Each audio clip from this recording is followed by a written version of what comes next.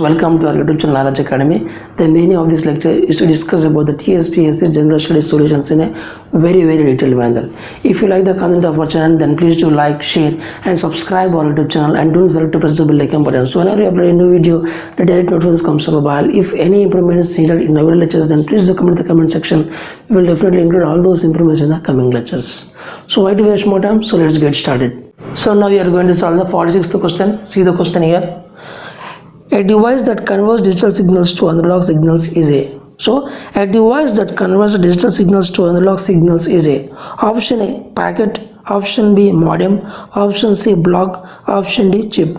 So, out of the four options, option B, modem is the correct solution of this question. So, modem is the device that is going to convert the digital signals to the analog signals. So, let's discuss something more about this one. So, now we'll discuss some of the important facts of the modem. See, MO, the MO means modulator and DEM means demodulator. So therefore, the modem is the word which is combination of the modulator and the demodulator. So initially, this modem was released in the 1960 and the initial name of this modem is called as a data phone. So here, the first modem is known as a data phone in the 1960. So the modem was firstly, it was released in the 1960 and it was earlier called as a data phone. So here, suppose if we take a digital system, if we want any digital system, so let me assume the digital system is computer. So digital system is always going to send the digital signals, but here the telephone line needs a analog signal. So therefore this modem is required in order to convert these digital signals to the analog signals. So therefore now it is going to act like a modulates, means it is going to act like a modulator, means it is going to change the digital signals to the analog signals, and the analog signals can pass in the telephone line. But here the modem can also convert the digital signals to the analog signals to the digital signals, vice versa also, because here the internet is the signals of internet are the analog signals, but the computer wants digital signals. So therefore this modem is going to act like a demodulator, means it is going to convert the analog signals to the reverse back of the digital signals. So therefore here the modem can convert the digital signals to analog signals and also analog signals to the digital signals. In the question they asked which device is going to convert the digital signals to analog signals, means modem. The modem is going to convert the digital signals to analog signals and also from analog signals to the digital signals. So this is the facts, some of the important facts of the modem. So now we are going to solve the 47th question. See the question here. The old age pension scheme in Telangana government. Old age pension scheme in Telangana government. Option A, Bharosa. Option B, Asara. Option C, Sahaya. Option D, Punarvasa. So the four options. Option B, Asara. So Asara is the old age pension scheme in Telangana government. Okay. So now we will discuss some of the important facts of this Asara pension scheme. Asara pension scheme is nothing but it was established on the 8th November 2014. So it was established on the 8th November 2014 by the CM KCR in the Kotturu. Kotturu is present in the Mahbub Nagar district. So therefore this Asara pension scheme was established on the 8th November 2014 by the CM KCR in the Kotturu place. This Kotturu is present in the Mahbub Nagar district. So here the fund which is allocated for this Asara pension scheme is 5,500 crores for every year. So for every year this much amount of money is allocated for this Asara pension scheme. So here the objective of this scheme is to provide financial support on monthly basis. So it is going to provide the financial support on monthly basis, means the people are going to get the monthly basis the small amount of income which is provided by the Telangana government to the people. See, the people are only old people, widow, gout community, AIDS patients, physical disabled, BD workers and elephantiasis patients. Only these, the people who belongs to these are only going to deserve to get this Asara pension scheme, but not the remaining people. Only the people who are old people, widow, gout community, AIDS patients, physical disabled, BD workers and elephantiasis patients. The people who belongs to these groups are going to get only these people are going to get the Asara pension scheme. So this Asara pension scheme, for every year the fund which is allocated for this scheme is 5,500 crore. This scheme is going to help the people. So this is nothing but it is a pension scheme. So now we are going to solve the 48th question. See the question here. Which state in India has uniform civil code? Which state in India has a uniform civil code? Option A Goa, option B Jammu and Kashmir, option C Mizoram, option D Manipur. So what are the four options? Option A Goa. Goa is the only state in India which has the common civil code or the uniform civil code. So we will discuss some of the important facts of this Goa. So now we'll discuss some of the important facts of this uniform civil code. So in Goa there is a uniform civil code. So we are going to call it as a Goa civil code or the Goa family code, family law. So therefore we are going to call Goa civil code or Goa family code law.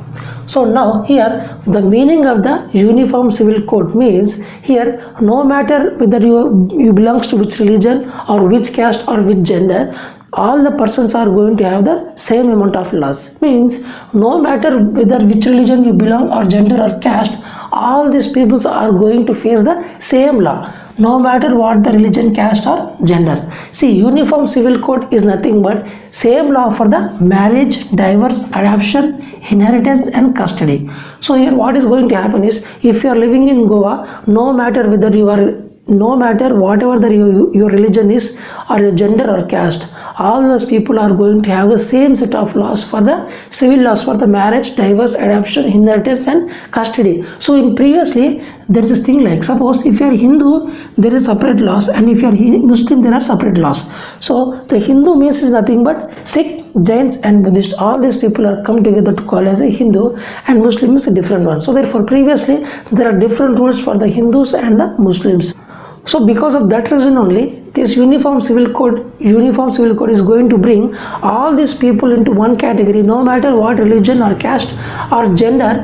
All these people are going to have the same set of laws for the marriage, divorce, adoption, inheritance and custody. For all these matters means civil laws will be same for all these things. Means this uniform civil code is going to give equal status to all the citizens in Goa irrespective of the community. Means if you are living in Goa means it is a very important, the God doesn't think about which religion or caste you belongs to, but it will give only the equal status to all citizens in Goa irrespective of the community. So here UCC is nothing but uniform civil code is also called as a one nation one law, means only one nation one law. So it doesn't care about the religion, caste and the gender. So UCC is also called as, sometimes it is also called as a backbone in removing all the forms of gender inequalities. Means it is going to remove all gender inequalities. So if UCC is applied in whole India, then this is a backbone in removing all the forms of gender inequalities. Means it is going to remove all the form of gender inequalities. So it is a very, very best thing. Up to now, Goa is the only state which has the uniform civil code. Means all these people, if you no matter what religion, gender or caste, all the people are going to face the same civil laws for the divorce, adoption, inheritance, custody and the marriage. So now we are going to solve the 49th question. See the question here. The hydel power project Nathpa Jhakri is located in this state.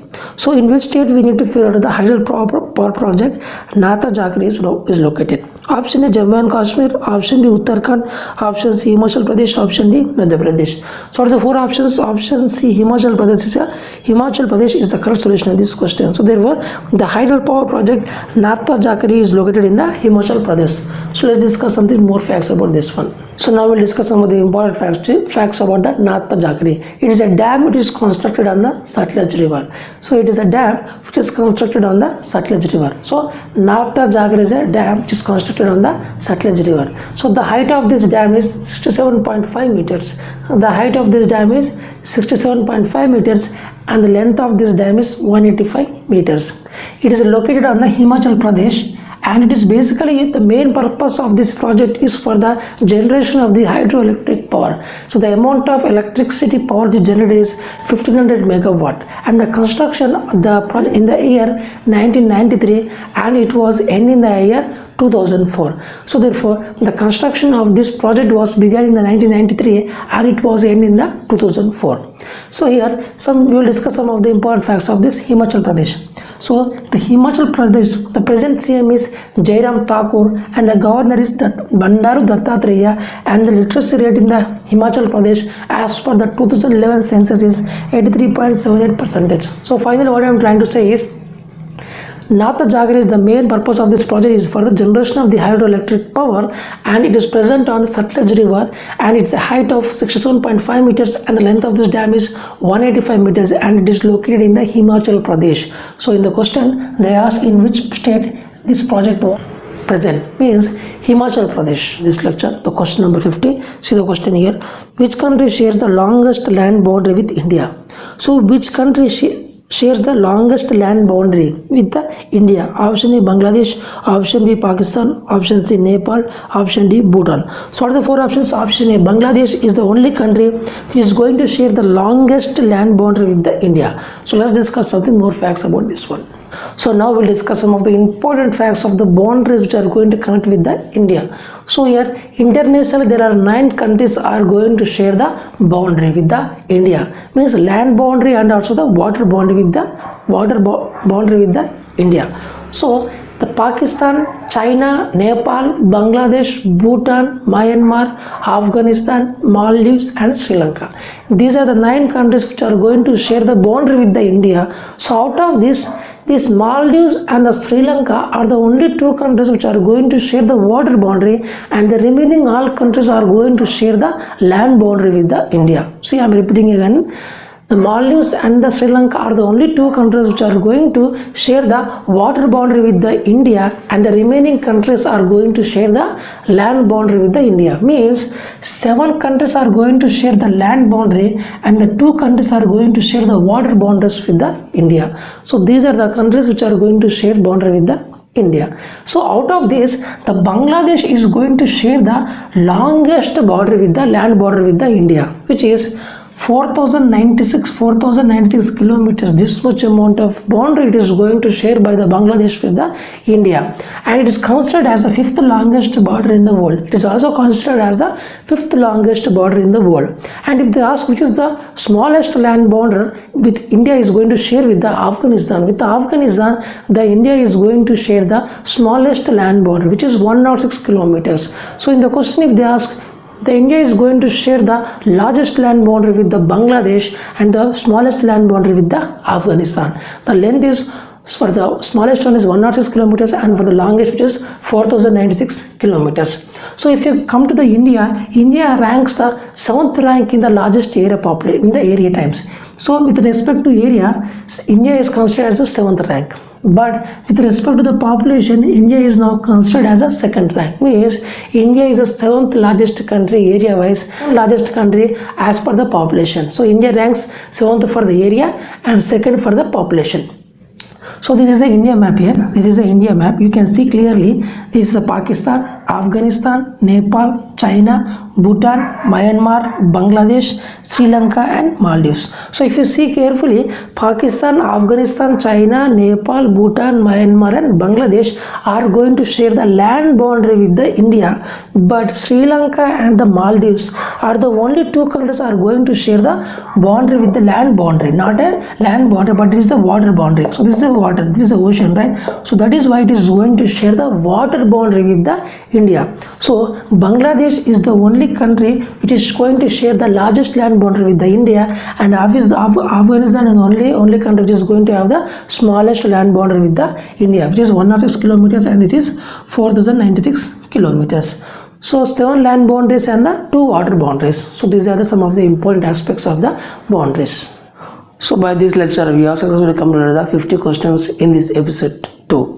So by the combination of the episode 1 and episode 2, we have successfully completed the 100 questions, which are the previous year TSPSC General Studies solutions in a very detailed manner. If you like the content of our channel, then please do like, share and subscribe our YouTube channel, and don't forget to press the bell icon button. So whenever you upload a new video, the direct notifications comes on while. If any improvements needed in our lectures, then please do comment in the comment section. We will definitely include all those improvements in the coming lectures. Thank you so much for watching this lecture. Keep smiling, take care and bye.